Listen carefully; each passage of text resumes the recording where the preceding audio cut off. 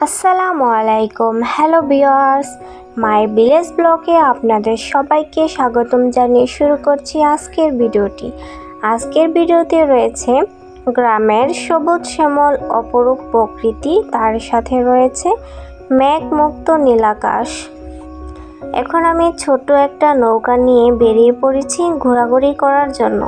আমাদের এলাকায় যে বর্ষার নতুন পানি এসেছে, ওই পানিতে ছোট্ট একটি নৌকা নিয়ে চলে আসলাম ঘোরাঘুরি করার জন্য। তো আমি একাই গিয়েছিলাম নৌকা দিয়ে ঘোরার জন্য, বাচ্চাকে নিয়ে যেতে চাইনি।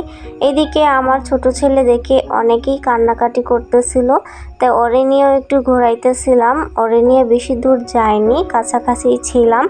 সে বলতেছে, মা আমাকেও একটু দাও, আমিও দেখি চালাইতে পারি কিনা। তাই সেও পণ্ডিতি করতেছিল, একটু চালাইতে চাইছিল। তাকেই দিয়েছি যে তুমি একটু চালাও।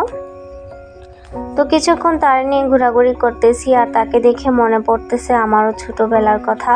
এইভাবে আমরাও যখন ছোট্ট ছিলাম বাবার কাছে কত বায়না করতাম। তো এখনও বাবার কাছে বায়নার কোনো শেষ নেই। তো ওরে নিয়ে একটু ঘোরাঘুরি করে চলে যাচ্ছি, ওকে নামাই দিব। আমি এখন আমার বাবার বাসায় এসেছি। এটা আমার বাবার ছোট্ট একটি নৌকা, ওই নৌকাটা দিয়ে একটু ঘোরাঘুরি করতেছি। তো এইদিকে আমার বড় ছেলে বড়শি দিয়ে মাছ ধরতেছে, দেখি সে কি মাছ ধরে। বলতেছে, মা আমাকে একটু ভিডিও করো। এই যে দেখতেই পাচ্ছেন আমার ছেলে ছোট্ট একটি মাছ ধরেছে। আসলে এটা হচ্ছে কই মাছ। মাছটা কিন্তু একদম তরতাজা, এখনই ধরলো। তো বাচ্চাদের রেখে আমি আবার একটু বেরিয়ে আসলাম নৌকা নিয়ে। দেখতেই পাচ্ছেন এখানে ছোট্ট একটি পাখির বাসা, কত নিখুঁতভাবে পাখি বাসাটা বুনেছে। তো বাসাটা আমি নষ্ট না করে এখানেই রেখে দিলাম, আবার হয়তো পাখি এসে বসবে। তো যেতে যেতে শাপলার কাছে চলে আসলাম। এগুলো হচ্ছে শাপলা পাতা। শাপলা পাতার উপরে রয়েছে ছোট ছোট শামুক, আর ওইদিকে রয়েছে কিছু শাপলা ফুল। এখন যেহেতু বিকেল, তাই শাপলা ফুলগুলো ফোটেনি, সকালে কিন্তু অনেক সুন্দরভাবে ফুলগুলো ফোটে। তো ঘোরাঘুরি করতে করতে এদিকে কিন্তু বৃষ্টি নামতাছিল। ওইদিকে একটি শাপলা ফুল ফুটে রয়েছে, তার কাছে আমি যেতে পারিনি, যেহেতু আমি একা নৌকা নিয়ে বের হয়েছি।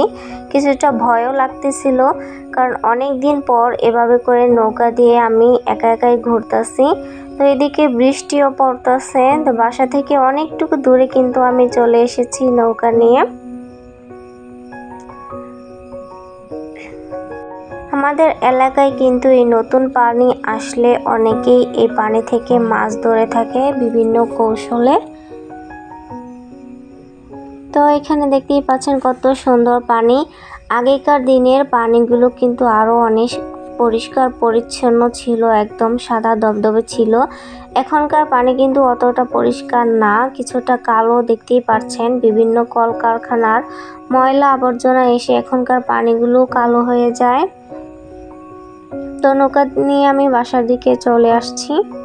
তো এইভাবে করেই আমি বিকালের সময়টা পার করেছি।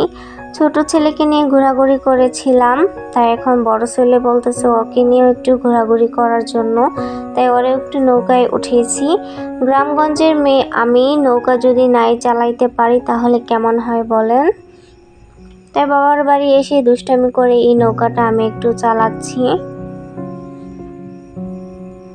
তো এভাবে করে আপনারা বাবার বাসায় কে কিভাবে কেমন সময় কাটিয়ে থাকেন অবশ্যই কমেন্ট করে জানাবেন।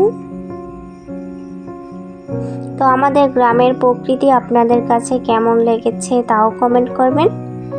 আজকের ভিডিওটা এই পর্যন্তই, দেখা হবে অন্য কোনো ভিডিওতে।